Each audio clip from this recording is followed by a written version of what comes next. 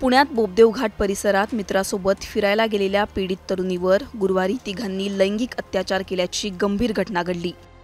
या घटनेतील आरोपी अद्यापही फरार असून पोलीस त्यांचा शोध घेतायत। दरम्यान आता पोलिसांच्या हाती एक मोठा पुरावा लागलाय। एक सीसीटीव्ही फुटेज आता पोलिसांना मिळालंय।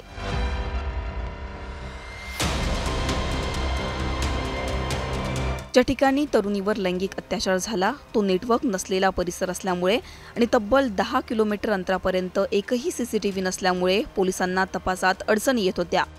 आता संशयितांचं एक सीसीटीव्ही फुटेज समोर आलंय।